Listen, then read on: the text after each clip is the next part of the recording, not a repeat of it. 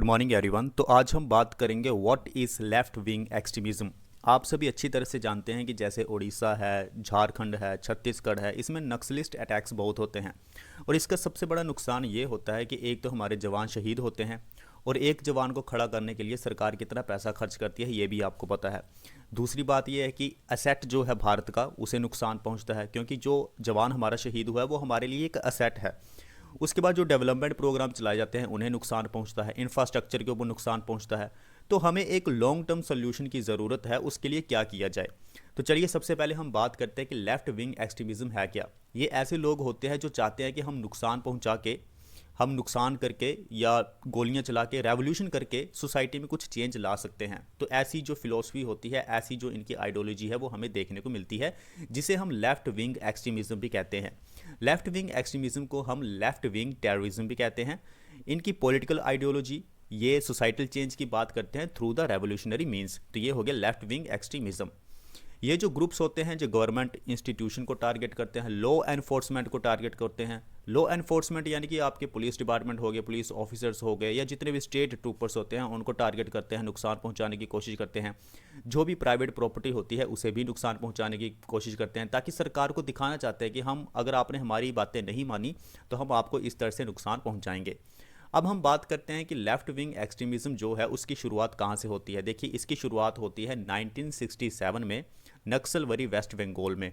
इसने 90 डिस्ट्रिक्ट्स को अफेक्ट किया था 10 स्टेट्स में, including the Chhattisgarh, Jharkhand, Odisha and Bihar. तो इन स्टेट्स में हमें ज़्यादा नक्सलिज्म या फिर लेफ्ट विंग एक्सट्रीमिज़म जो है वो हमें देखने को मिलता है। अब हम बात करते हैं कि रीजंस क्या है लेफ्ट विंग एक्सट्रीमिज़म के।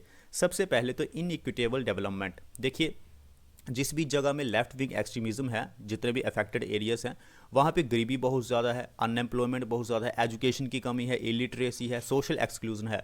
तो उन्हें लगता है कि सरकार हमारे लिए कुछ भी नहीं कर रही है, तो हमारे पास एक ही रास्ता है कि हम हथियार उठाएं और सरकार के जितने भी इंफ्रास्ट्रक्चर हैं, ट्रूप्स हैं, उनके ऊपर हम हमला करें। तो ये एक सबसे बड़ा कारण है जहाँ पे हमें लेफ्ट विंग एक्सट्रीमिज़म देखने को मिलता है। Left wing extremism groups exploit grievances specially among tribals who feel deprived of land और राइट्स। तो ये क्या करते हैं, जो ट्राइबल एरियाज होते हैं उनको टारगेट करते हैं, वहाँ से बच्चों को निकालते हैं और उन्हें भी इस ग्रुप में शामिल करते हैं कि आप ही हथियार उठा लीजिए। क्योंकि ट्राइबल्स को ये बोला जाता है कि आपका जो लैंड है वो आपसे छीन लिया गया है, आपके जो राइट्स हैं वो सरकार ने छीन लिए हैं। तो ये सब चीज़ें उनके दिमाग में डाल दी जाती हैं, फिर वो भी हिस्सा बन जाते हैं लेफ्ट विंग एक्सट्रीमिज़म का। उसके बाद हमारे पास आ जाता है गवर्नेंस डेफिसिट। देखो, कहीं ना कहीं सरकार की भी बहुत बड़ी गलती है, सरकार भी अच्छे से ध्यान नहीं रखती है, डेवलपमेंट नहीं करती है। देखिए, left wing extremism affected area suffer from a lack of effective governance. वहाँ पे गवर्नेंस नहीं है, एडमिनिस्ट्रेशन ढंग से काम नहीं करता, करप्शन बहुत ज़्यादा है, सर्विस डिलीवरी नहीं है। The state institutions are often weak, बहुत कमज़ोर है स्टेट की जो इंस्टीट्यूशन है, करप्शन है, अब्सेंस है। तो एक वैक्यूम बीच में एक स्पेस बन जाता है, जिसकी वजह से लेफ्ट विंग एक्सट्रीमिज्म हमें देखने को मिलता है इन सभी स्टेट्स में। उसके बाद आइडियोलॉजिकल अपील की हम बात करते हैं, कहीं ना कहीं आइडियोलॉजी भी इसमें शामिल है, क्योंकि कुछ लोग ऐसे हैं जो डेमोक्रेसी को पसंद नहीं करते हैं, कुछ सोचते हैं कि नहीं, कम्युनिस्ट पार्टी होनी चाहिए, कम्युनिस्ट लीडर हमारे होने चाहिए।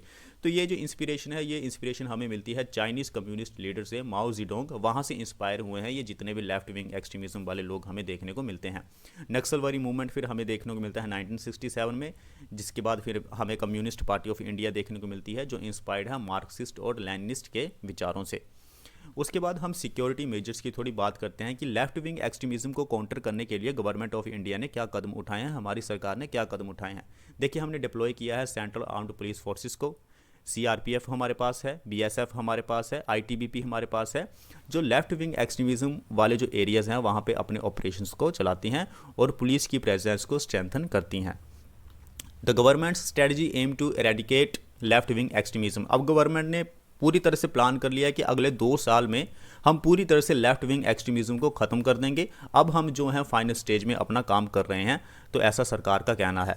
The focus is on deploying the central forces, streamlining development efforts and establishing the security camps in challenging regions. बहुत सारे जो नक्सलिस्ट एरियाज होते हैं, चैलेंजिंग रीजन होते हैं, वहाँ पे हमें और भी ज़्यादा स्ट्रॉन्ग करना है, सेंट्रल फोर्सेस को डिप्लॉय करके, और वहाँ पे सिक्योरिटी कैंप्स भी हमें लगाने हैं। तो आज हमने लेफ्ट विंग एक्सट्रीमिज्म की बात की कि लेफ्ट विंग एक्सट्रीमिज्म जो है वो इंस्पायर्ड था माओ जेडोंग से, जो कि चाइनीज़ कम्युनिस्ट लीडर थे। तो आज के लिए इतना ही काफ़ी है, मिलते हैं नेक्स्ट वीडियो में। Thank you.